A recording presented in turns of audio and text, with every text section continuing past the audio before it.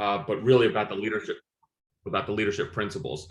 So let's get started. So first of all, it's an honor to be here. I understand this is being seen, I think, by maybe 39 different countries, and there's a lot of people on this. So it's great to be able to go out and connect and talk about what I love, which is leadership. So I spent more than 2 decades in the CIA, which is something that a lot of people don't come out and talk about, but I made that decision to do so when I retired in July of 2019, because I learned from a lot of adversity and a lot of failure. And so I wanted to write a book and really talk to people, in the United States and around the world about the principles that I learned kind of from the streets of the third world.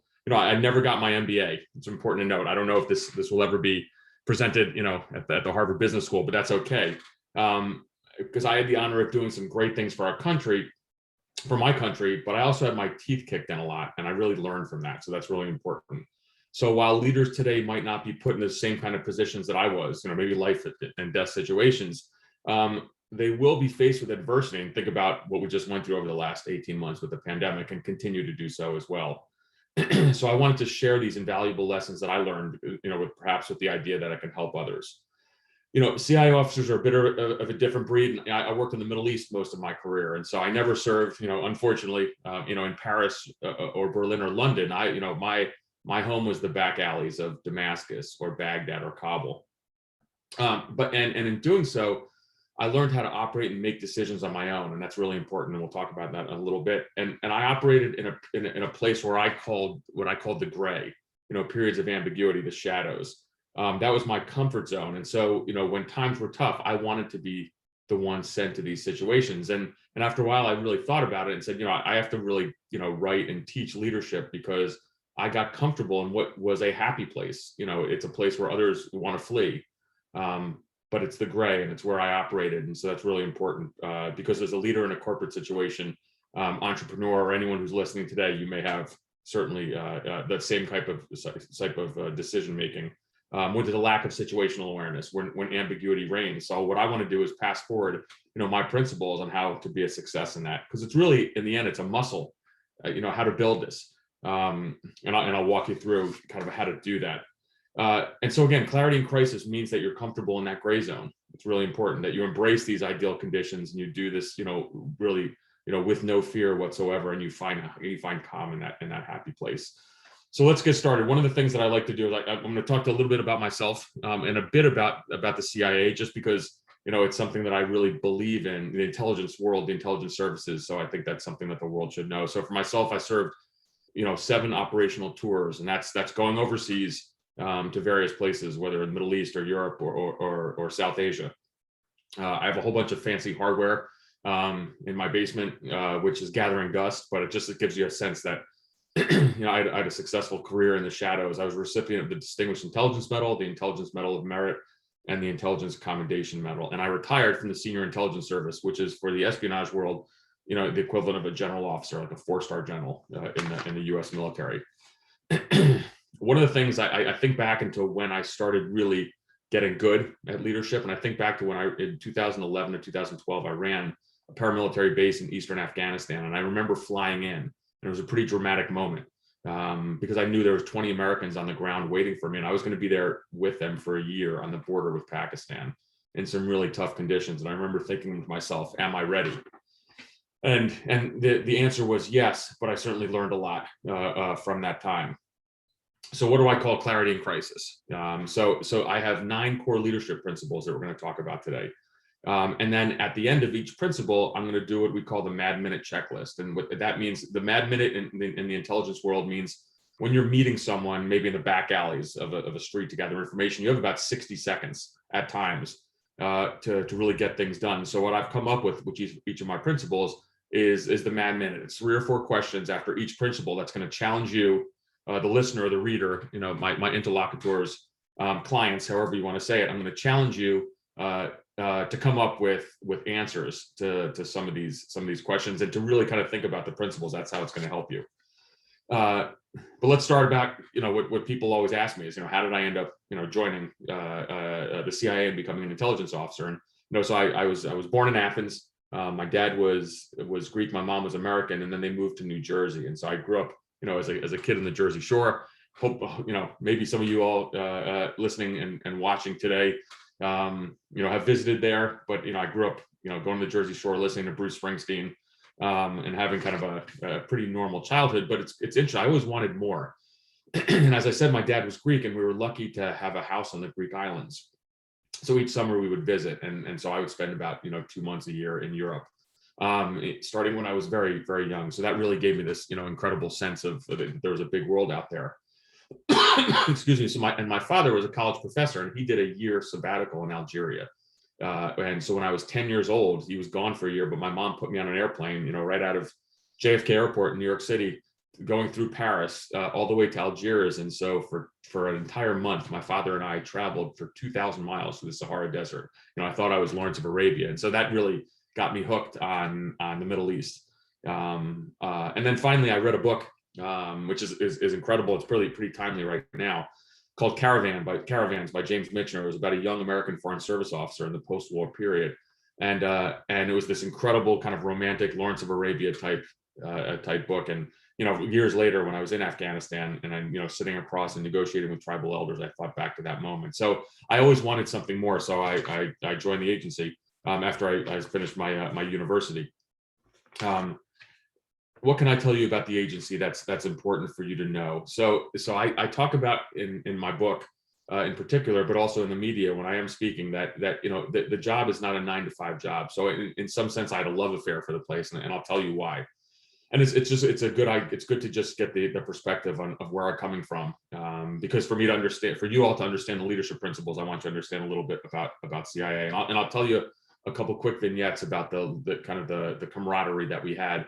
I remember when I was back from Iraq. I actually went to Iraq in early 2003, and when I came back, my father, who was Greek and never a fan of the CIA, was invited to an award ceremony that we had at Langley at CIA headquarters. And George Tenet at the time, who was a Greek American, was presenting me with the Distinguished Intelligence Medal, which is the agency's second highest award. And I told Mr. Tenet beforehand about my father's reservations. And so he took my father aside and in Greek for 15 minutes spoke together. And then afterwards, my father had tears in his eyes. He wouldn't tell me what George Tenet said. And when I asked Tenet later on, he said, "I told your father that you were a hero." And so that to me was a definition of leadership right there, because he did something for me that was pretty remarkable, pretty special.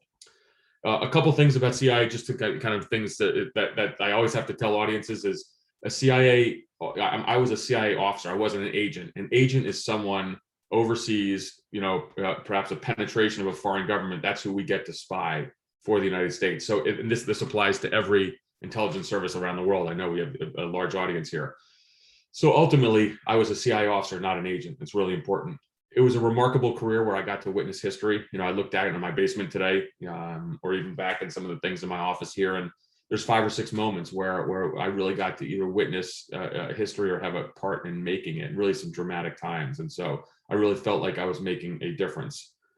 And ultimately, my job as a CIA operations officer was pretty extraordinary, because I spotted, assessed, developed, recruited, and handled what we call agents. So this was someone from a foreign government or foreign country who's agreed to work for the United States. And what's remarkable about that, and gave me, certainly built a lot of confidence in me as a leader, is that I had this person's life in my hands. And I'll never forget a conversation I had with, it was an official from a Middle Eastern government who had agreed to work with the United States. And before he went back into his country, which was a country that the West really didn't have very good relations with, it was a very oppressive, autocratic country. He said to me, he said, "Mark, let me just tell you that, we might meet once every 2 months on the streets of this capital. And you might not think of me all the time, but let me tell you, I'm going to think of you every day, because if you make one mistake, not only am I going to die, but my whole family will." And so as a young officer, I was given a tremendous sense of responsibility. It's really important. Again, when I think about the leadership principles that I came up with, and as you all, decide to take any wisdom from me, just understand kind of the kind of job that I had. And it was a very humbling moment. And that's one thing, humility, you'll hear me talk about quite a lot. So what are we going to talk about now? Let's go over the principles. And again, these are 9 core leadership principles. It's how you succeed in less than ideal conditions. I always say, to clients or to audiences, I'll bring you from a street fighter in Afghanistan to a boardroom fighter in your line of work, perhaps. not developed from MBA programs or any kind of official leadership training. This is from my time, on the streets of the third world, and they're really universal and basic. So any profession can really embrace them. One of the things when I decided to write my book and I was talking to people, someone said to me, "Look, Mark, you come from this world of special operations and intelligence, but make no mistake that your principles have to appeal to everyone. It's got to appeal to a doctor, a nurse, a librarian." So this is not necessarily the type A, alpha male or alpha female world that I lived in. I really want these principles to be used and embraced by all. And again, we're going to talk about what we call the Mad Minute checklist. After each principle, we're going to discuss together ways that you can employ them. But to start off, let's talk about fundamentals of great leadership. Later on, we'll talk about my principles, but this is fundamentals of great leadership. Really important to think about, and it's what I kind of espoused and believed in throughout my career. And the first is that leadership has to be righteous. And that means it has to be legal and has to be moral. You have to do the right thing every time. So please keep that in mind. Number two, great leadership's got to be difficult. If it's easy, anyone can do it. So when I'm talking about leadership here, this is leading when times are tough. If you're a police officer, if you're the CEO, if you're the chief financial officer, and times are easy, anyone can do it. So I'm talking about fundamental great leadership being difficult. The third piece, third fundamental is it's got to be selfless. Don't ask others to do what you would not do. You want to be first. It's sports analogy. You want to be the first on the field, the last off of it. So ultimately, be a selfless leader. And then finally, it's got to be communicable, which means everyone's got to understand it. And it's got to be infectious. So keep those four fundamentals in mind. All right, let's start. Leadership principle number one, what I call, again, clarity in crisis. So one is, I call it the glue guy or the glue gal. And this is really important. And I hope everyone really takes this to heart. This perhaps is my most, is the most kind of basic, but my favorite principle. And that's the criticality of the behind the scenes yet indispensable member of your team. So think about that. It's if you're in an emergency room, who would that be? Well, the doctor is obviously a frontline medical personnel, but how about the nurses? How about the administrative staff behind? I think about on a football team. And we have a big European audience here, so let's use European football. So perhaps it's not the Mo Salah who's going to score a ton of goals from Liverpool. Maybe it's the trainers. Maybe it's the administrative staff in the back. And then for my old world, if we were running operations, let's say we were looking to try to find high value targets, Al Qaeda members. So it wouldn't be me, the case officer, who's on the front lines running agents, maybe working with Navy, special operations personnel. Maybe it's our support personnel in the back. So the glue guy or the glue gal, it's really important, and you need to learn to embrace that. So let's talk about what the Mad Minute would be at this time. So this is where I'm going to challenge you. So for everybody out there, think about this. Identify by name or position, your glue guy or your glue gal. So first thing you do, write it down. It's really important. So think about your business unit. Think about, your life. Think about, however you want to excel as a leader. Who is your glue guy, glue gal? And then think about how much you rely on them. Just, kind of go through that in your mind. Really important point, ensure they are celebrated after successes. One of the things I always did, if we had a success in a station, in a unit that I was running, we would always talk about it, and which were the operations officers, did something. Maybe they recruited an asset. Maybe they obtained information that changed, U.S. policy, or even, information we shared with our partners in NATO, for example. But never forget, in all these units, there are people behind the scenes. So I would always celebrate the support personnel. So ensure they're celebrated. And the last part for this, and again, this is the glue guy Mad Minute, or the glue gal Mad Minute. Include them in planning sessions. So again, as you've identified those glue guys or glue gals, again, these are not your superstars in the front line. But just remember, when you come back and as you plan for the future, especially in times of ambiguity, include them in planning sessions and actually also in after action reports. So super important. I hope everyone gets that, the glue guy or glue gal Mad Minute. Principle number two, I talk about adversity is the performance enhancing drug to success. So that's a key principle for me, because I always talk about you need to taste rock bottom before you succeed. So this is going to be your super fuel on how you grow. It's really important. Think about that. Adversity, failure, and failing, that's okay. Ultimate failure, you don't want to embrace that, but failing, everybody does that. And that's how you grow. That's your super fuel. and you really can't succeed in less than ideal conditions unless you've failed at first. And I think about this all the time, but ultimately just remember one key point. Michael Jordan, the most famous basketball player in the world, what happened to him? He was cut from his high school basketball team. Did he let that stop him? Absolutely not. And so remember that adversity is the performance enhancing drug to success. So let's talk about what the adversity mad minute would be. I see one thing right here. There is no PowerPoint slide for this. I just got a question. So I'm doing this all just interactive. I think when I've done PowerPoint slides in the past, people focus on that too much. So yep, there we go. I got a response back from someone. Okay, so the adversity mad minute. Think about that again. Adversity is the performance enhancing drug to success. So what would that be? So for everyone here, I want you to identify a time that you failed. And how did it feel? The answer is not going to be great. But then what did you learn from this adversity? And it's a very key point is don't make excuses for it or blame others. You have to own it. And that's what we call extreme ownership. So own that failure. Then identify a subsequent success that emanated from your short-term failure. And do you see how that adversity, was your PED, your performance enhancing drug that led you to win? And just again, let's go back to Michael Jordan getting cut from his basketball team in high school. Well, clearly that was a fuel that drove him later on to have success. I love to use sports analogies, and I'll throw something out, and ultimately, this is a worldwide audience, but baseball is kind of my passion. And I think back, there was a team, the Boston Red Sox played the New York Yankees in 2003, lost in a very famous American League Championship Series where the Yankees hit a home run in a Game 7 to win it. The next year, in 2004, the same two teams met in the playoffs again. The Red Sox were down 3-0 in a 7-game series. One of their players got up, his name was Kevin Millar, and he said, look, we're going to shock the world. We're going to win 4 straight games and win this. And they did. The only reason why they succeeded in that moment, because they had failed the year before. So that's what I call adversity as the PED to success. All right, principle number 3. I call this the process monkey. Just fundamentally, it's the idea that there are no shortcuts. So think about what you do in life, in terms of your business, in terms of your career. So the process monkey, key principle, and no shortcuts. You have to trust the process. I always joke about espionage as the second oldest profession. Of course, prostitution is the first oldest profession, but don't worry about that. But ultimately, espionage is the second oldest profession, meaning there's a process that we have in conducting espionage that is kind of stood the test of time. You're allowed to innovate along the way, and that's fine, and that's really good to be creative, but don't cheat the system. And I'll give you a perfect example of this kind of from my old world. What we did in the espionage world is we would do something such as we would run a surveillance detection route. If I have to meet someone on the street somewhere, I guess an intelligence officer, I'm not going to drive and meet someone. The whole idea is we have a secret relationship.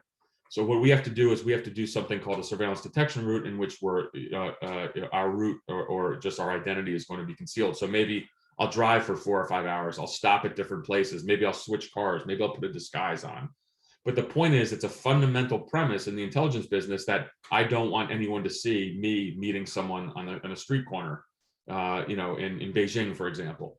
And that was a fundamental process, because if you do this, if I cheated that system, someone's going to get hurt. So this is something to really keep in mind. So let's go to the mad minute. This is what, again, I'm going to challenge everybody here. So so this is for your life, for your business unit. Identify that key process that's vital to your success. Think clearly about the negative consequences if you don't abide by this process. Ensure you communicate this to all your team members. It's absolutely critical. To ensure their buy-in, and then ensure there's protected time devoted to allow for creativity. And there's so many great examples of this. If you're a doctor or a nurse, there are fundamental things to do if you go to an emergency room that the medical staff has to do. If you're a police officer, in the United States, we have to read someone their Miranda rights. This is their rights as a citizen, as a police officer, perhaps is making an arrest. But there are fundamental processes that everyone has to do. And the reason why I mentioned this is later on, when there are times of ambiguity, it's going to be pretty extraordinary how you fall back on these processes. So super important. The 4th principle that I talked about, I call it humility is best served warm. And everyone has asked me, since I retired in July 2019, and I'm out and I'm talking about in the media quite a bit, what is the biggest characteristic, the most positive characteristic of an intelligence officer, of someone in the CIA? And I talk about, and people are surprised, I talk about humility. It's really important because great leaders own their mistakes and learn, and poor ones scapegoat and deflect. And so it's really important. And one of the things I always talk about that is critical for a leader is don't believe your own hype. You've gotten to a position where you're a leader, but just remember, to stay humble, and that's absolutely critical. I have so many examples of this from over the years, because one of the things that that happens in the intelligence world is you deal with failure so much. So you might have some successful operations. Maybe we've done some things, again, collected some information that stopped nuclear weapons proliferators, and you're feeling really good about yourself. Well, 5 days later, 2 weeks later, 2 months later, something really bad can happen as well. An operation can go wrong. People can get hurt. So you have to keep that humility, a key principle. So again, I'm going to challenge you now, the humility mad minute.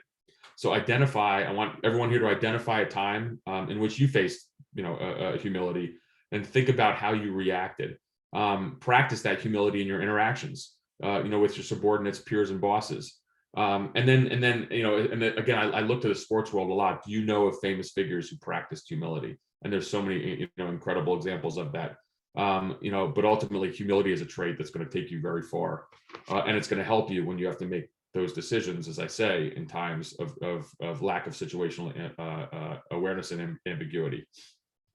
Fifth principle, what I call, and I love this one because of this served me well in so many different arenas. I call it win an Oscar.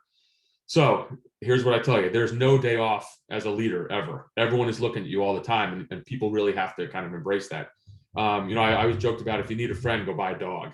And your friends are not your employees. As a leader, you have to be really careful on that.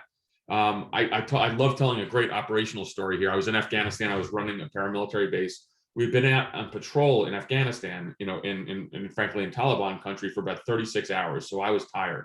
I was the leader of this unit. We get back to our base and everyone goes to eat together in the mess hall. Ordinarily, I would eat with them. I was very gregarious. You can tell I have an outgoing personality. I'd always ask people how they're doing, how their family members are doing. I cared for my people, tremendously. This is a 1-year deployment together. But one day when we came back from this 36-hour deployment, I was exhausted. I was dead tired, and I went and I sat and I ate by myself. And it was like the base fell apart. Now, these are some of the toughest special operators in the world. They've been in situations like Black Hawk Down and the famous story in Mogadishu, or the hunt for bin Laden in Tora Bora, the toughest men and women on the planet. But all they thought about that day is, oh my God, what happened to Mark? Why is he not speaking to us? And at first I was like, well, hold on a second. What's going on here? They shouldn't be reacting this way. But then I thought about it for a while. And in fact, this was my fault. I didn't communicate to them that I was tired. I needed a break. And so win an Oscar is a really important principle, because just remember, as a leader, all eyes are going to be on you. And down the line, again, when you're making those decisions, when times are tough, when there's lack of situational awareness, when everyone wants to flee, but you're there leading, everyone's looking at you. So perfect. Let's go right to the mad minute again. We're going to win an Oscar mad minute.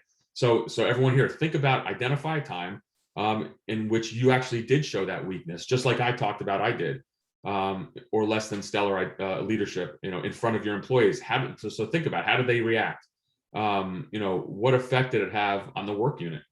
And so what do you do now? So ensure, as a leader, you tell yourself every morning when you get up that you got to win an Oscar, because you really never have a day off as a leader. That's not to say you can't show empathy and compassion. You can do that with your subordinates, but you got to communicate that to them. So remember, win an Oscar.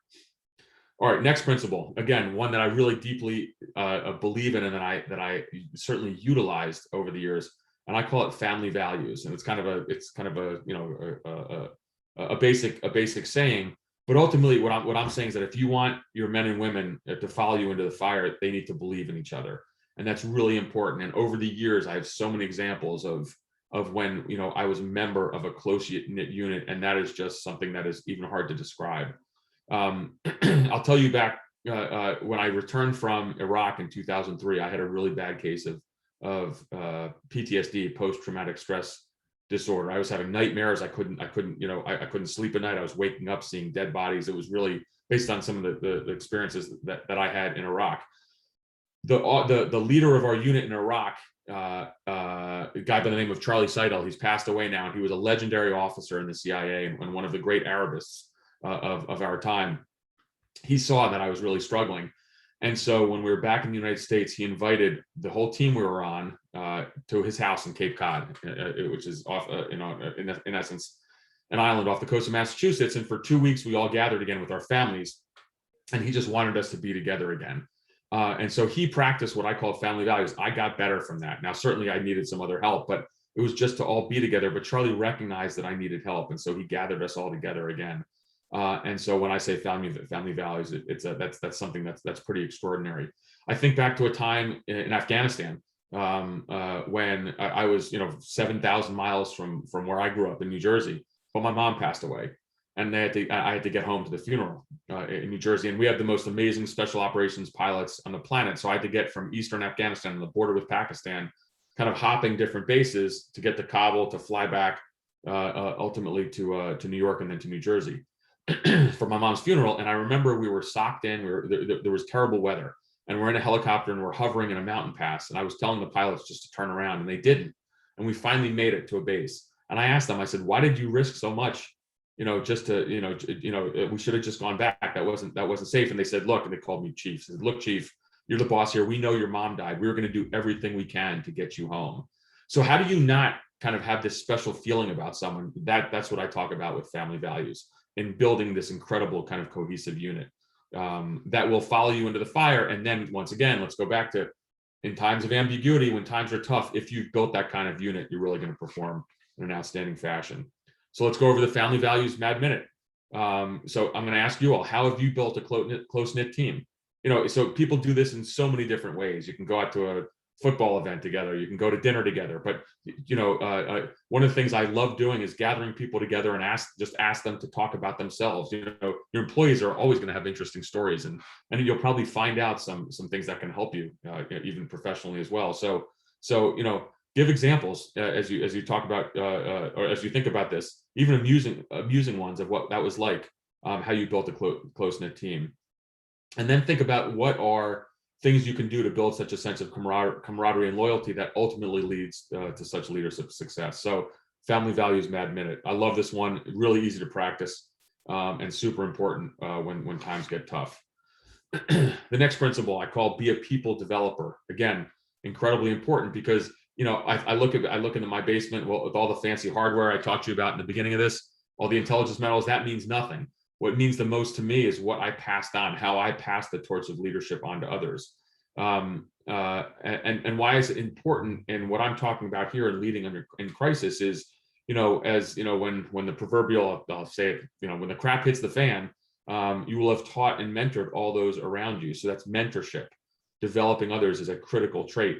One of the things I used to do in my work units, particularly if I was in a war zone, is, let's say I was running a base in Iraq, for example, and I had to go to Baghdad for a couple of days. And so I had a base of 20 or 30 people. Each time I would leave for a day or two, I would just very informally say, "Hey, you're the acting chief of this base. You're going to run this unit for right now. We're not going to check that, do this formally, but I want you for 24 and 48 hours to know what it's like to run this." And this is with a junior officer.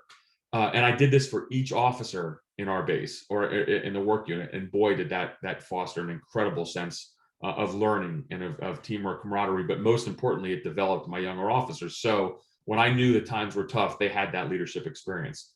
There's, again, this, I clearly remember a time I was getting on a helicopter and a young officer said to me, "Mark, I'll hold down the fort for you. I won't make any big decisions until you get back." And I stopped him and I grabbed him by his shirt collar and I said, "That's exactly wrong. Actually, I want to come back in 48 hours and I want you to have made every decision. Some of them might not work out. Some of them might be wrong. That's okay, because that's how you learn." So that's what I call being a people developer. So what's the Mad Minute for this? Let's do this in 60 seconds. So first and foremost, think about how you develop your officers. Do you promote from within? Do you provide these leadership opportunities that I talked about, even on this really informal basis, which I think is really important?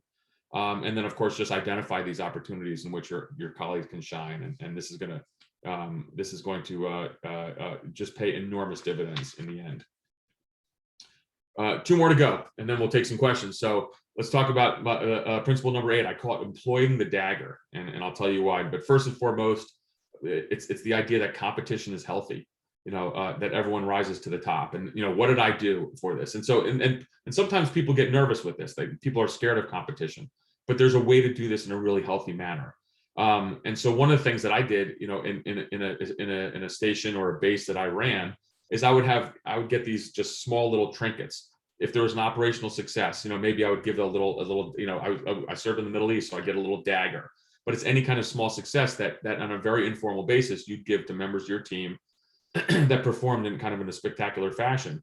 And what does that do? It fosters this sense of competition. Now it's healthy.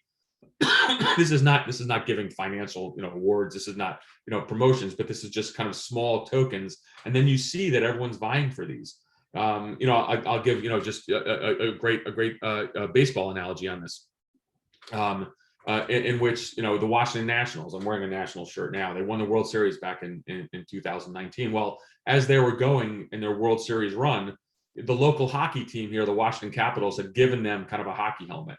And so after each big win in the playoffs, someone would be wearing the helmet. That was their their dagger. That was their kind of this token that they would all strive for after each big game, whoever really performed spectacularly. And then one other thing I used to do in terms of when I talk about employ the dagger, which has to do with fostering a positive competitive spirit, is I do what's called a stand-up morning meeting. And I think a lot of people here might resonate with them. And so what does that mean? Well, I would ask people, look at CIA, we operated at night. So often, we're out doing something late at night. So the next morning I would go around the room and just ask everybody, I'm not dictating. I'd say, what'd you do last night? And as people go around the room and they're telling their station or base colleagues what they did, it's pretty obvious when someone took a night off. Now that's okay. Someone could have said to me, hey, Mark, I took the night off because I'd been out 4 or 5 nights previously. That's fine. But it does give everyone a sense of who's really kind of pulling their weight, who's paying the rent, and it's really effective.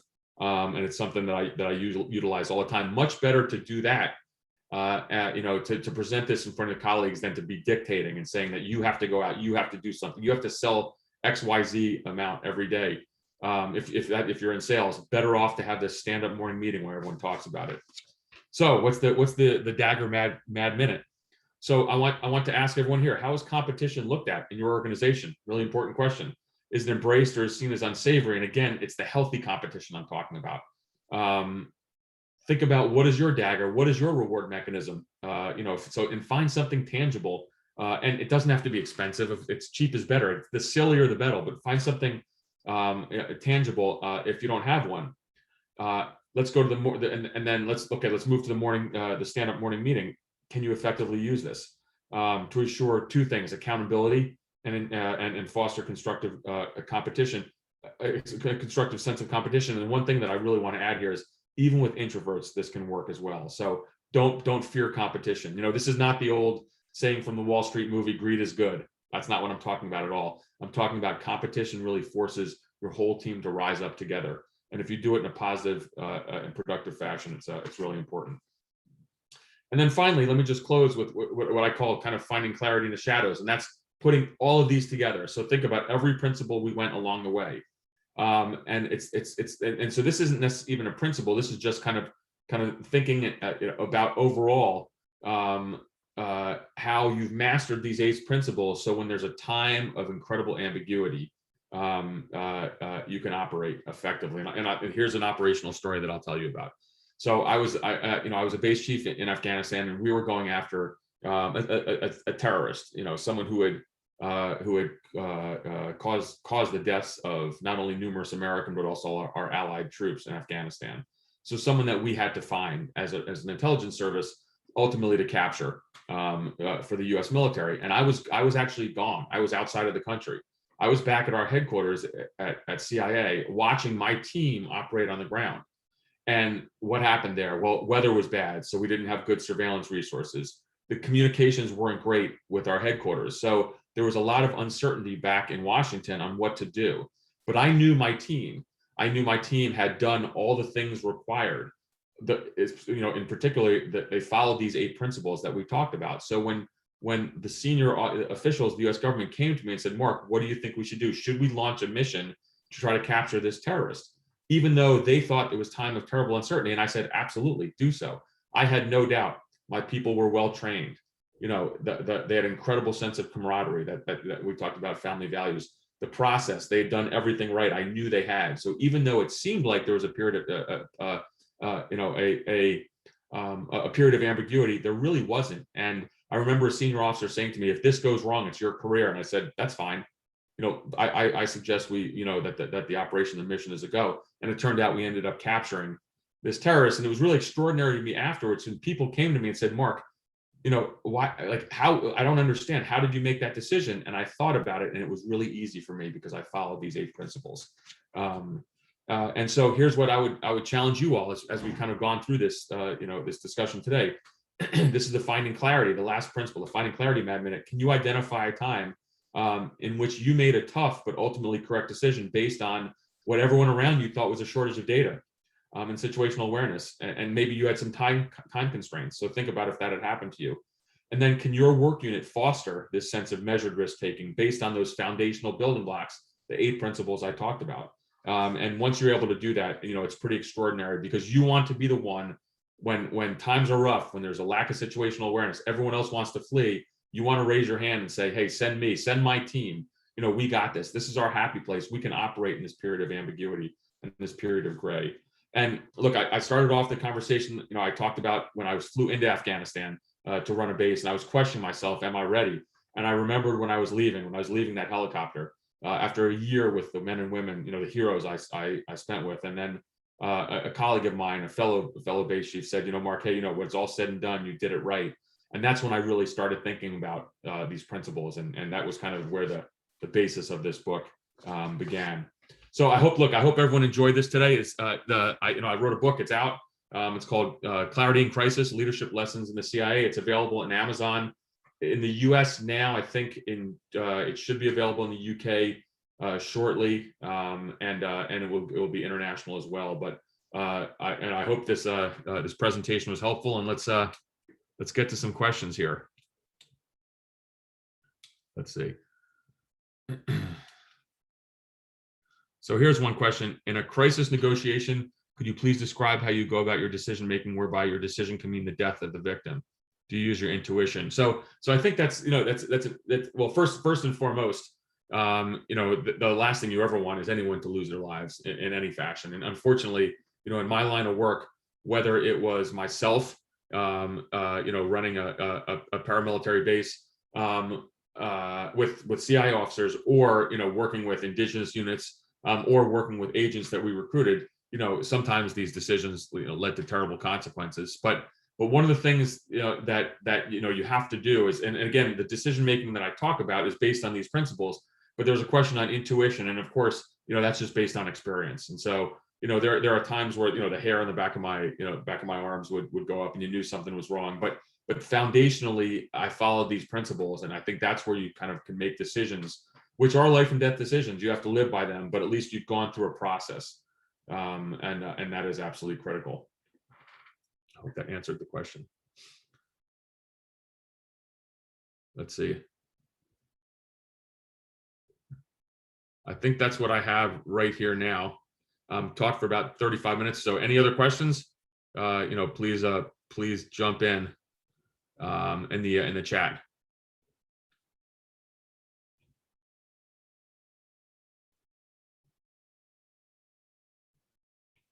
All right. If not, that's I suppose that's it.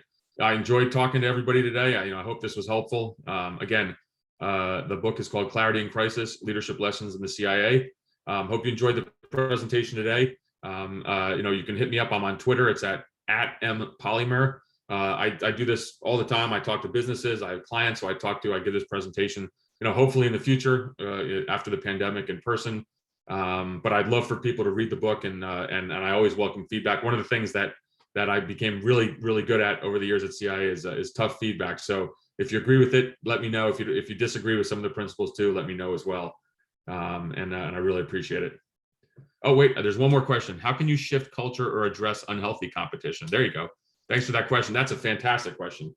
And particularly on the unhealthy competition part, because ultimately that can be something that derails the work unit entirely. And so you have to keep that that the idea of healthy competition, because what unhealthy competition means, people do things that I talk about in the principles. They will take shortcuts. That's not good at all. So if you adhere to the principles, I think that you can promote healthy competition, and ultimately you have to take a look and see how everyone's reacting.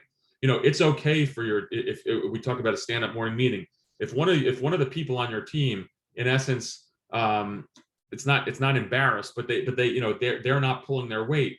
It is the peer pressure from everyone around them that will get them certainly to hopefully kind of step up their game. Now, maybe he or she can't cut it, and that's okay as well. But you've identified this, and you've done it in a way which I think actually is productive.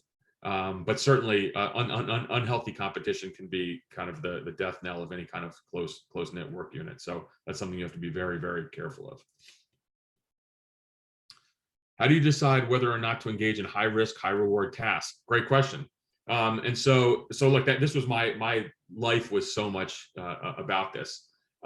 So what you do, at the end of the day, everything I did in my world of espionage had to do with a risk versus gain analysis. So that's just something that if we decide to try to launch an operation to penetrate the Iranian nuclear program, so how are we going to do that? So obviously you don't want to get caught.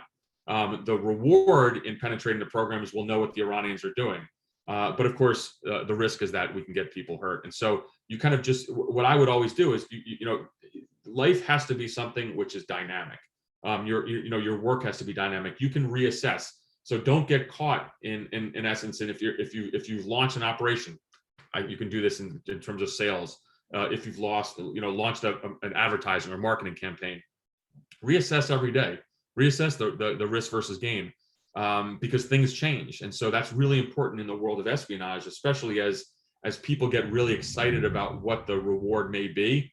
Maybe we'll gain information on the Iranian nuclear program.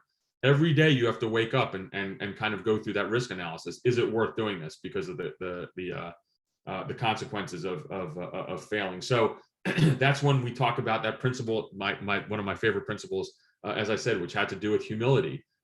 Sometimes you're going to have to kind of cut your losses. Hey, we might not have to do this. We might not be able to do this. But don't believe your own hype all the time. And so kind of approach everything with that sense of humility, and that's really going to help you, particularly when you have to make these life and death decisions. All right. I'll give it a second for any other questions. If anyone's typing. Thanks for the kind words from a couple of folks. And look, I really appreciate this. So again, hit me up at mpolymer. It's my email address is marc.polymeropoulos@gmail.com. Here you go. How do you keep your strength and focus? So this is a question that I love, and this is what I did, and it's something that I believe in now. We didn't talk about it today, but it has to do with wellness training. It's something that's really interesting because in the military, special operations, and intelligence world, there's been kind of a huge turn towards what I call wellness training, and that's keeping your strength and focus. So for me, the worst place I was, Iraq, Afghanistan, etc., the more I'd focus on things like my own nutrition, my exercise, and in my world, which was really kind of this really kind of high, elite high performance athletes, so to speak. We did things such as meditation and yoga, a lot of alternative stuff that you'd think that someone like me wouldn't be embracing. I remember I went to the U.S. Embassy in Sinai, Yemen one time, and I arrived there, and on the lawn outside the embassy, this is before the U.S. Embassy was closed, there was a whole bunch of Navy SEALs and CIA personnel who were doing yoga. And I thought to myself, that's totally cool, because that's exactly what you need to do. Because ultimately, your career, an operation, what you're doing at the time, it's going to be a marathon. So you have to keep yourself, your mind and your body, really fit. And what I argue about in wellness training is do this on a proactive, not a reactive basis. So for example, you don't want to get to a point where you're wiped out and exhausted already. So again, on these deployments, I would make sure I got enough sleep, that I ate right, and most important was physical fitness. I loved lifting weights. I didn't love running, but I still ran anyway, or taking a walk or some kind of cardio activity. And there's just so many studies that talk about how this really, can sustain you over some really tough periods. So that was what I did in terms of strength and focus.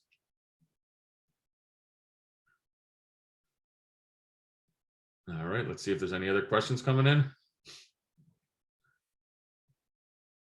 Anything else? We'll give it a couple more seconds. And again, I thank everyone for joining me today. I really elected not to do a PowerPoint presentation. I've done these before, and everyone kind of focuses too much on it. I like talking to people. I engage much better. Did you feel any stress when you retired? No, I was happy when I retired. I know because I got to write this book. No, one of the things that was interesting to me is the part of my career that I enjoyed the most as a CIA officer was clearly when I was a junior officer. When I was serving overseas, when I was, spotting, assessing, developing, handling, recruiting agents on the ground in some really tough places. And then I got promoted. And then, this is probably like anyone else, when they get promoted to middle and upper management. In the last couple of years of my career, was very heavily weighted towards kind of, budget and resources and kind of big picture things that are critical, but it's not as fun as kind of being that line officer on the ground. But one of the things that I really found rewarding, particularly at the end of my career, and it was that part when I talked about one of the principles, be a people developer, was the criticality of kind of passing the torch. So I love the mentoring piece. So at one point I was the deputy operations chief for all the Middle East, and then another point I was the deputy and then acting operations chief for Europe and Eurasia, 2 separate jobs. But at each time of those jobs, what I would do is I would meet all the new officers that came into the CIA, because I wanted to just kind of, again, it's passing the torch, it's mentoring. No one, and what is really interesting to me is no one's going to remember those fancy medals that I have in my basement. Nobody cares, but they are going to remember if I taught them something about leadership. And as I wrote my book and I'm doing book signings now, one of my officers came to a book signing in Northern Virginia, and he said that and he's gone on to be a station chief. He's run stations. He's in the senior intelligence service. He got very senior, but he said what you taught me was really critical. And then I made him a better leader. And I thought to myself, that's more valuable than any intelligence medal that I'll ever receive. Someone asked me, how did you get over your post-traumatic stress disorder? So, look, there's a couple things. One is I talked about kind of that downtime, when I went off with the boss from Iraq, when he took us to Cape Cod, but ultimately a lot of it had to do with, seeing doctors. And one of the things that I really stress again is that wellness piece. Understanding what PTSD is, what traumatic brain injury is, that so many people have experienced. And so what I do, the things that I really embrace now are, and I still do, is meditation. Yoga, I'm not so great at. My knee hurts too much, but it has to do with meditation and nutrition. The deep breathing exercises. There's a whole kind of alternative theory on wellness, which now is not alternative anymore. When you see the Navy SEALs and the CIA, the CIA and the Green Berets, Army Special Forces embracing it, you realize they do this because that's how they extend their careers. That's how they get better. So that's really important. How did you deal when one of your subordinates disappointed you or did something disappointing? Oh, what a great question. So, I have 2 kids, so I have plenty of experience in this now. It's my kids are in the other room and they probably get mad on this, but so look, you're always going to have subordinates, people who work for you do things that you don't that you certainly object to. The old school way that was the U.S. military and certainly in the CIA when I first joined in 1993 was probably a little more abusive. Maybe you get yelled at, you get disciplined in some fashion, but clearly that's not the right way to do things. One of the things that I would do when someone I knew did something wrong is I'd bring them in and I'd give them the opportunity to explain themselves. And this is really important because there are times when people make mistakes. So something went wrong. So I wanted to see what their thinking was like. So, in my world of intelligence, things go wrong quite often. We talked about, learning from failure. And so if I saw that their decision making, even if it turned out to be wrong, if their decision making was sound, if they used principles, if they still had honesty and integrity, that's something that I was able to kind of live with.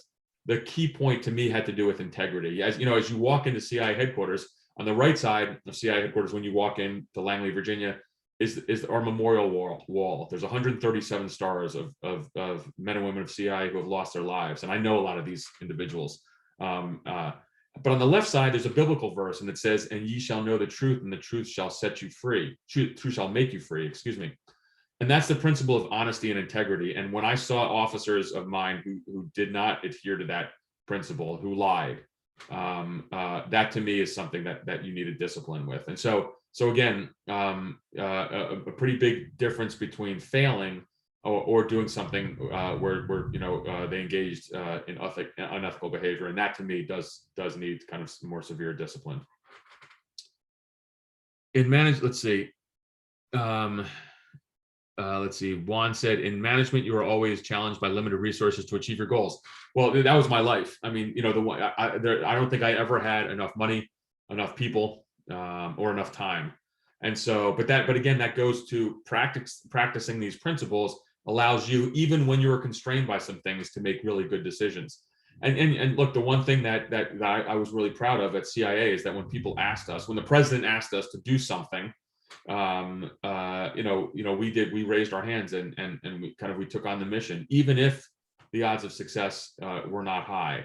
And so limited resources is something we always had. I remember I was on a team living in the mountains of northern Iraq with the Kurds before the U.S. invasion of Iraq. And this is not to make a statement on the invasion or not, but we were living with the Kurds. And I remember when we got there, we didn't, somehow something went wrong with the logistics. We didn't even have enough weapons. We had no hot water, a little trickle of cold water, and so you embrace that. And so one of the things in terms of a management technique I used is when times were the toughest, lack of hot water, lack of heat, again, maybe you don't have enough, for us it was weapons, but enough resources. That actually can bring teams together in a really remarkable fashion. And I think I saw that over my career. The harder the circumstances, the harsher the environment, the closer the team, the better the work unit, because everyone embraces, that suck. That's a famous, it's a military term. But that's a technique as a manager you can use. We're all in this together. These are tough times. We're going to achieve our goals. We got this. I love this. How did you balance raising kids and being on operations all the time? This was very hard. The divorce rates in CIA are very high. First and foremost, my wife and I have, managed to stick it out. Both of us are retired, and so we made it. I have a 19-year-old and a 21-year-old, but ultimately I was gone for almost, when I think about my 26-year career, I spent almost 3 years away from my family. A lot of this had to do with 9/11, and so this has to do with kind of times of when there was in extremis. So look, after 9/11, so many of us spent years away from home, but we did so with the knowledge that we had to kind of stop Al-Qaeda from its kind of worldwide, terrorist operations, which not only affected the United States. Of course, think about Al-Qaeda or ISIS now and what they did, throughout Europe, whether it's the UK or France or Madrid or other places. And so there was never a lack of motivation. The one thing I will say, though, is as I look back on my career, is that there is something to be said for trying to have a work-life balance. And I tell a story in my book. Again, this had to do with the part about humility, where my son we were in the Middle East, and my wife returned to the United States to have my son in Northern Virginia, and I came back and I had 2 weeks of paternity leave. My son's born. The next day I get a call. I'm supposed to be in East Africa. I had to meet someone in East Africa. Now, and I went for 2 weeks. And it turned out to be a mistake. First of all, the agent I was supposed to meet never showed, so it was a total waste of time. But number two, there was a backup officer who could have gone. These are redundancies that we put in, but I had this feeling that I had to be there, and so I think there is a work-life balance issue. And then finally, look, someone else wrote a book recently about raising, CIA officers raising kids. My kids were pretty resilient. They lived all around the world. They came back to America, and they found America to be they found it odd that it wasn't, multicultural like all their international schools were. They saw things like the U.S. embassy where I was serving that was attacked by Al-Qaeda. They knew my wife and I were in there, and they thought we had both died. That was a traumatic experience. And so ultimately, I always say this, that this family unit that we had of my wife and I and our 2 kids, kind of as we moved around the world, we became closer and closer because of just the really unique circumstances. And my son and daughter have met, princes and presidents and F-16 pilots and Arab sheikhs, and they've had this kind of just tremendous experience that I think they wouldn't really trade. But it took a lot of work to kind of keep the family together, and really in these in some really kind of challenging times. All right. I think we hit the 50-minute mark here, so I think I'll close this now. But I really appreciate everyone's time. And again, Clarity in Crisis, Leadership Lessons in the CIA, and I'm at @mpolymer, marc.polymeropoulos@gmail.com. Love to take any questions offline, and I hope you enjoyed the presentation, and I certainly hope you enjoy, you buy the book, you read the book, and you employ those lessons in whatever you're doing in life. Thank you all very much.